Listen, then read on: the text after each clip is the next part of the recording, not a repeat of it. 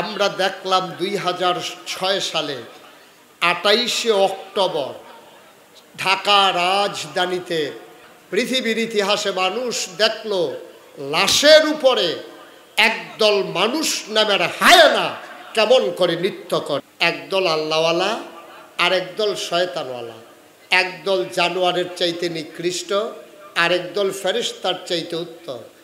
আল্লাহ তাবারক ওয়া তাআলা বড় আদর করে এই দুনিয়াতে আমাদেরকে মানুষ বানিয়েছেন। মানুষ করে বানানোর পরে তিনি আমাদেরকে প্রাণ দিয়েছেন।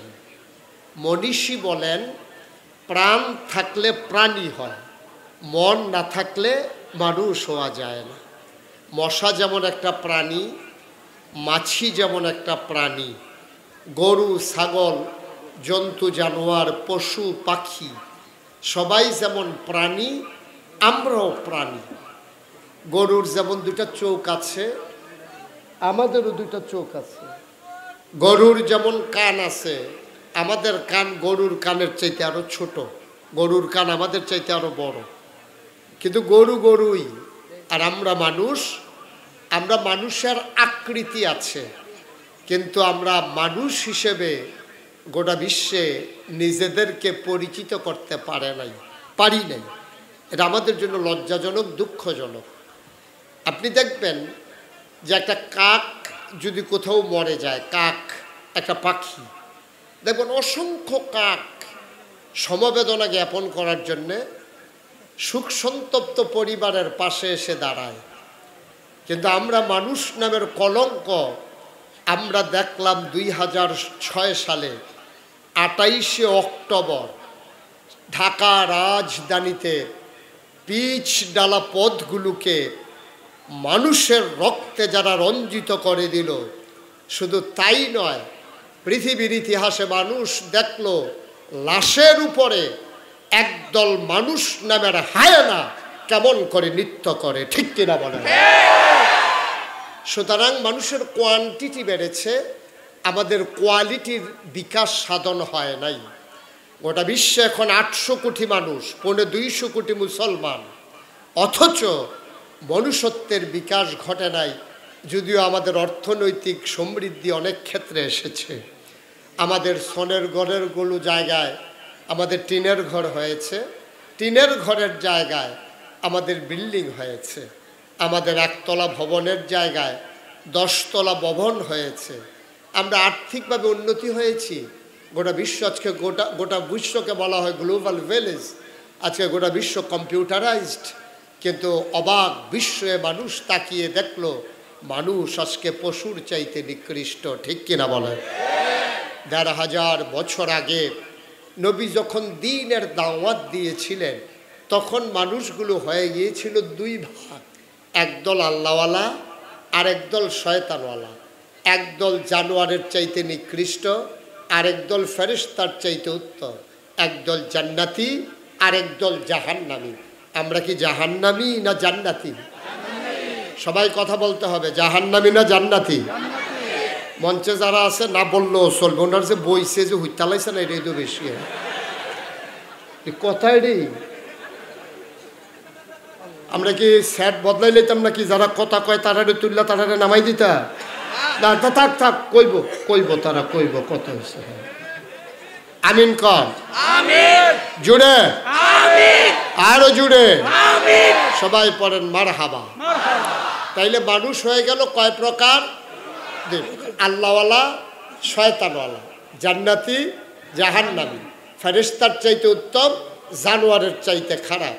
2 দলের কথা আল্লাহ তাবারক ওয়া তাআলা কোরআনে ওয়াজ করে দিয়েছেন, আপনার জন্য চিনতে সুবিধা হয়। দুনিয়ার ভিতরে সব কিছু চিনাই সহজ, তারপরেও আল্লাহ কিছু লক্ষণ তুলে ধরেছেন। আল্লাহ বলছেন যে একদল মানুষ হলো জান্নাতি, আল্লাহওয়ালা, ফেরেশতার চাইতে উত্তম। ওরা কারা? রাদিয়াল্লাহু আনহুম ওয়া রাদু আনহু। তাদের ব্যাপারে আল্লাহ খুশি, আল্লাহর ব্যাপারে তারা খুশি। সুবহানাল্লাহ বলবেন না? ওরা কারা? আবু বকর, ওমর, উসমান, আলী, তালহা, জুবাইর, আব্দুর রহমান ইবনে আউফ, সাদ ইবনে রাবিয়া, আব্দুল্লাহ ইবনে আব্বাস, আব্দুল্লাহ ইবনে মাসউদ, আব্দুল্লাহ ইবনে ওমর, এই মানুষগুলো ছিল জান্নাতি, সুবহানাল্লাহ বলবেন না? তারা ছিলেন গোটা পৃথিবীর জন্য মডেল, তারা ছিলেন উসওয়াতুন হাসানা, তারা ছিলেন আদর্শ। তারা পথ দেখিয়ে গিয়েছেন কেমন করে সভ্যতা বিনির্মাণ করা লাগে, কেমন করে মানুষ মনুষ্যত্বের বিকাশ ঘটানোর মাধ্যমে মানুষে পরিণত হয়, তারা শিখিয়ে গিয়েছিলেন। আর এই ধারাবাহিকতা শুরু করেছিলেন আপনার আমার নবী মুহাম্মদুর রাসূলুল্লাহ সাল্লাল্লাহু আলাইহি ওয়াসাল্লাম। ১৫০০ বছর আগে যারা এই দিন গ্রহণ করতেন, যারা এই দিনের পথে আসতেন, নবীজি তাদেরকে একটা মাদ্রাসায় ভর্তি করিয়ে দিতেন। মাদ্রাসার নাম ছিল দারুল আরকাম, নবীর জীবনের প্রথম মাদ্রাসা। আরকামের বাড়িটাকে তিনি প্রথম মাদ্রাসা বানিয়ে নিয়েছিলেন। তিনি দেখতেন কার ভিতরে কোন যোগ্যতাটা প্রবল। যখন দেখতেন যুদ্ধে পারদর্শী একটা মানুষ, তখন এই মানুষটাকে দেখা যেত যে তিনি তরবারি চালনা, তীরন্দাজি, বর্ষা নিক্ষেপ, তারপরে কুস্তি, এইসবে তিনি পারদর্শী করতেন। যাদেরকে দেখতেন মুখস্থ শক্তি ভালো, যে কোনো কথা মুখস্থ করে রাখতে পারে, তাদেরকে তিনি কোরআনের হাফেজ হিসেবে তৈরি করার জন্যে তাদেরকে ভর্তি করিয়ে দিতেন। যাদেরকে দেখতেন লিখনি শক্তি ভালো, তাদেরকে দায়িত্ব দিয়ে দিতেন ওহী লেখার জন্যে, যাদেরকে কাতেবে ওহী বলা হতো। আর হাফেজে কোরআন যাদের মুখস্থ শক্তি ছিল। এমন করে তিনি গোটা মানব জাতিকে তিল তিল করে ১৫০০ বছর আগে তৈরি করেছিলেন।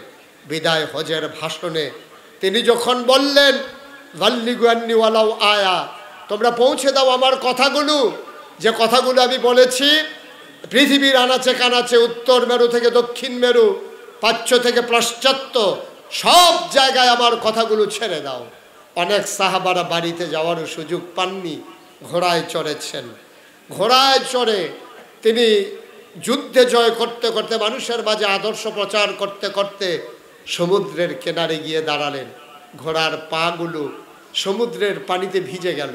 তিনি আস্তে ঘোড়ার পিঠ থেকে নামলেন, জনপদের মানুষগুলোকে ডাকলেন, ভাইরা তোমাদের কাছে জানতে চাই এই সমুদ্রের ওই পারে কি আছে, আমাকে বলে দাও। ওরা বলল, সমুদ্রের ওই পারে কি আছে আমিও জানি না। সাহাবা চিৎকার করে আকাশের দিকে তাকিয়ে আল্লাহকে সাক্ষী রেখে ঘোষণা দিলেন, মাওলা ও রব্বে কারিম, এই মানুষগুলো যদি বলতো সমুদ্রের ওই পারে একটা জনপদ আছে, খোদার কসম আল্লাহর নবীর দেয়া দায়িত্ব পালন করার জন্যে আমি সমুদ্র পাড়ি দিয়ে সমুদ্রের ওই পারে জনপদে গিয়ে আমি আমার দ্বীনের কথাগুলো ছড়িয়ে দিতাম। সুবহানাল্লাহ বলবেন? কিন্তু যেহেতু ওরা বলেছে ওরা জানে না কি আছে, এজন্য আমাকে থেমে যাওয়া লাগলো। এটা ছিল ইসলামের মিশন, এটা ছিল ইসলামের ভিশন।